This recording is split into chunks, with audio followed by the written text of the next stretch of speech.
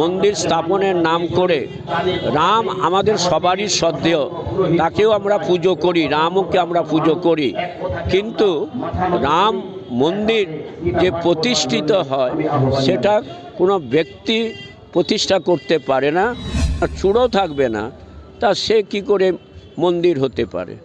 তাই আজকের আমাদের মুখ্যমন্ত্রীর নির্দেশে আজকের আমরা এই সর্বধর্ম সমন্বয়ের আমরা আজকের এখানে আমরা তার ব্যবস্থা করে।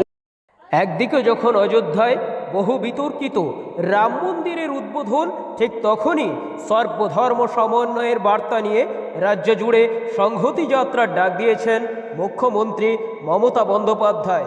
মুখ্যমন্ত্রী মমতা বন্দ্যোপাধ্যায়ের নির্দেশে রাজ্যের প্রতিটি জেলার প্রতিটি ব্লকে সর্বধর্মের মানুষদের নিয়ে আজ সকাল থেকেই শুরু হয়েছে সংহতি যাত্রা। ব্যতিক্রম নয় সাগর ব্লকও। সেই মতো আজ সাগর ব্লক তৃণমূল কংগ্রেসের পক্ষ থেকে শুরু হয়েছে সংহতি যাত্রা। এই সংহতি যাত্রায় পা মিলিয়েছে জাতি, ধর্ম, বর্ণ নির্বিশেষে সাগর ব্লকের বিভিন্ন প্রান্ত থেকে আসা অগণিত হাজার হাজার মানুষ। পাশাপাশি এই সংহতি যাত্রায় পা মিলিয়েছে সাগরের বিধায়ক তথা সুন্দরবন উন্নয়ন মন্ত্রী বঙ্কিমচন্দ্র হাজরা। আজ সকাল 10টার সময় চৌরঙ্গি বাজার স্বামী বিবেকানন্দ মূর্তির পাদদেশ থেকে এই সংহতি যাত্রা শুরু হয়। এই সংহতি যাত্রার সমাপ্তি ঘটে রুদ্রনগর হরিপদ বাগুলির আবক্ষ মর্মর মূর্তির পাদদেশে।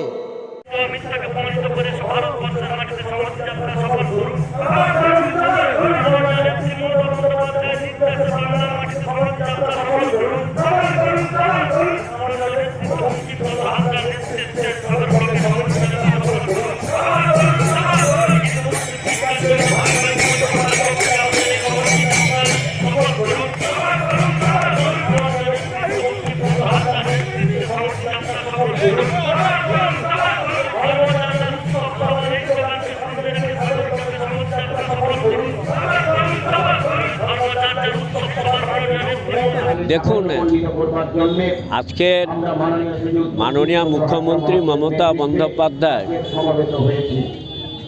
অনুপ্রেরণায় আজকের ভারতবর্ষের যে অখণ্ডতা রাখবার স্বার্থে আজকে তিনি সংহতি যাত্রা আহ্বান জানিয়েছেন। এই সংহতি যাত্রায় সমস্ত ধর্মের মানুষ যাতে উপস্থিত হয়ে এই বার্তাই আমরা দিতে চাইছি ভারতবর্ষের, যে সর্বধর্ম সমন্বয়ের এই ভারতবর্ষ হেমর চিত্ত পূর্ণ তীর্থে জাগর ধীরে, এই ভারতের মহামানবের সাগর তীরে। কবিগুরু রবীন্দ্রনাথ কথা বলেছেন। আজকের রাম মন্দির স্থাপনের নাম করে রাম আমাদের সবারই শ্রদ্ধেয়, তাকেও আমরা পুজো করি, রামকে আমরা পুজো করি। কিন্তু রাম মন্দির যে প্রতিষ্ঠিত হয় সেটা কোনো ব্যক্তি প্রতিষ্ঠা করতে পারে না, পুরোহিতরা তার প্রাণ প্রতিষ্ঠা করতে পারে।